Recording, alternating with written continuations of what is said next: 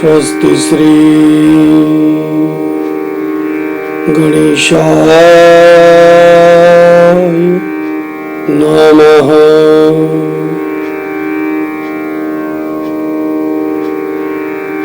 श्री सरस्वत्यै नमः। श्री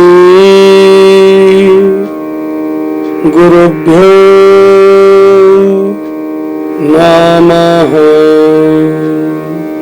ओम नमो भगवते वासुदेवाय।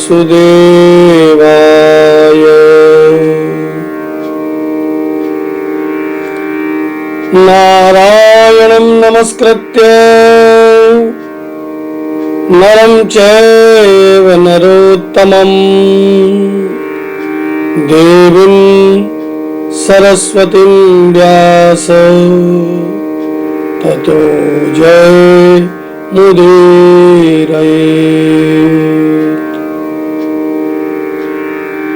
कृष्णाय वासुदेवाय हरये परमात्मने प्रणतक्लेशनाशाय गोविन्दाय नमो नमः। सच्चिदानन्दरूपाय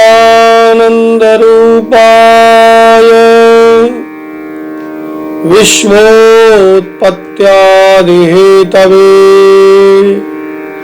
तापत्रय विनाशाय श्रीकृष्णाय वयं नमः।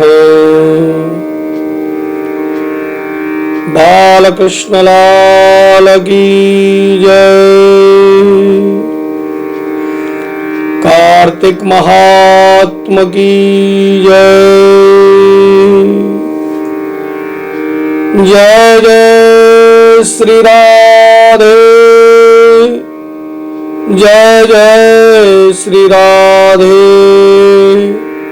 जय जय जय जय जय जय श्री राधे श्याम। सभी को जय श्री राधे, जय श्री राम।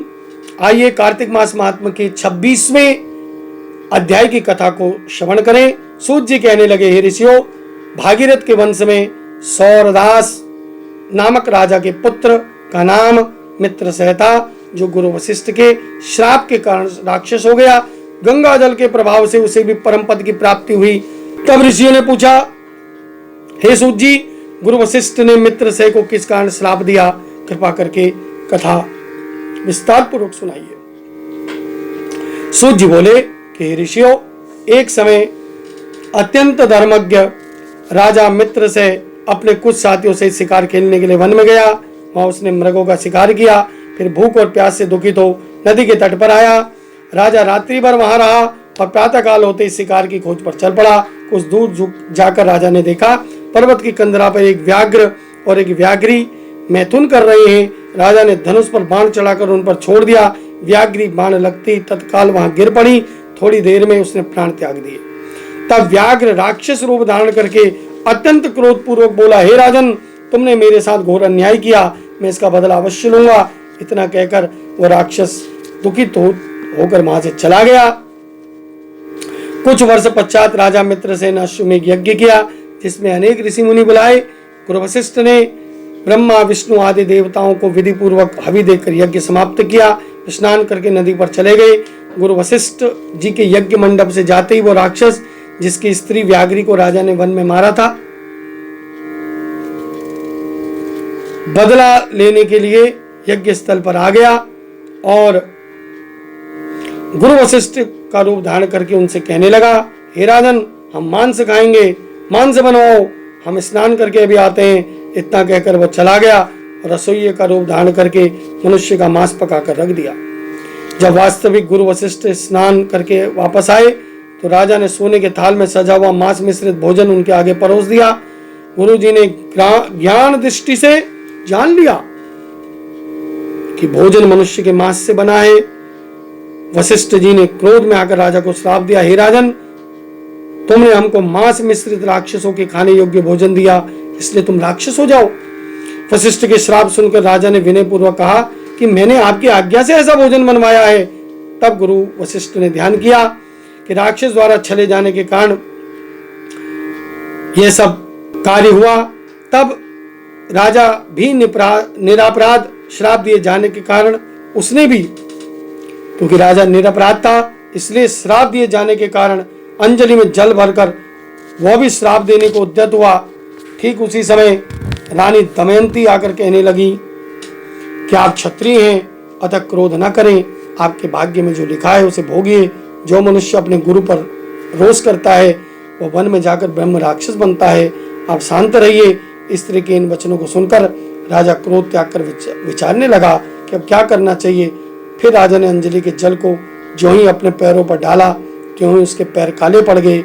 इस कारण वह राजा राक्षस रूप में कलमासपाद नाम से विख्यात हुआ। निरपराध राजा गुरु वशिष्ठ के चरणों में गिरकर क्षमा मांगने लगा, मुक्ति का उपाय पूछने लगा। तब वशिष्ठ जी ने कहा, क्योंकि यह पाप अनजाने में तुमसे हुआ है, मेरे श्राप का प्रभाव 12 वर्ष तक रहेगा, फिर तुम अपने वास्तविक रूप में आ जाओगे। अनेक वर्षों तक राज्य भोग कर गंगा जल के प्रभाव से तुम मुक्त हो जाओगे। भगवान विष्णु की सेवा करते हुए अंतकाल में विष्णु लोक को प्राप्त होगे। इस प्रकार कहकर वशिष्ठ जी अपने आश्रम को चले गए और तब राजा राक्षसी देह धारण करके वन में घूमने लगा। और इस प्रकार वो राक्षस नर्मदा नदी के तट पर आया। कुछ समय बाद पशु पक्षी मनुष्य सर्पादि खाकर विचरण करने लगा। और एक दिन घूमते हुए नर्मदा नदी के तट पर एक मुनि को अपनी स्त्री के साथ रमण करते हुए देखा। भूख से पीड़ित होने पर जैसे व्याघ्र मृग को पकड़ लेता है, उसी प्रकार उसने मुनि को पकड़ लिया। मुनि की स्त्री ने जब अपने पति को राक्षस के हाथों में देखा तो वह राक्षस रूपधारी राजा से विनय पूर्वक बोली, आप वास्तव में राक्षस नहीं बल्कि सूर्य कुल में उत्पन्न मित्रसेन नामक राजा हो। मेरा पुत्र अभी छोटा है, अतः बिना पति के इस वन में मैं कैसे निर्वाह करूंगी। मेरे पति को प्राण दान दे दें, प्राण दान से बढ़कर कोई दान नहीं है। उस स्त्री की प्रार्थना सुनकर राक्षस को कोई प्रभाव नहीं पड़ा।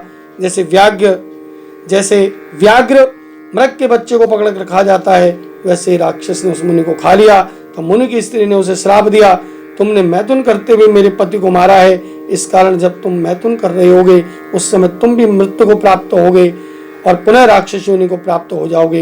यह 2 श्राप एक साथ लेकर राक्षस देहधारी राजा को बड़ा क्रोध हुआ। उसका, हे दुष्टे, एक अपराध के बदले तुमने मुझे 2 श्राप दिए, इसलिए मैं भी तुम्हें श्राप देता हूँ, तुम भी पिशाचिनी बन जाओ। इसके पश्चात वह स्त्री भी पिशाचिनी हो गई और भूख प्यास से व्याकुल हो वन में इधर उधर भटकने लगी। इस प्रकार यहाँ पर कार्तिक मास महात्मा का 26वां अध्याय पूरा हुआ। शेष कथा अगले प्रसंग में। सभी को जय जय श्री राधे।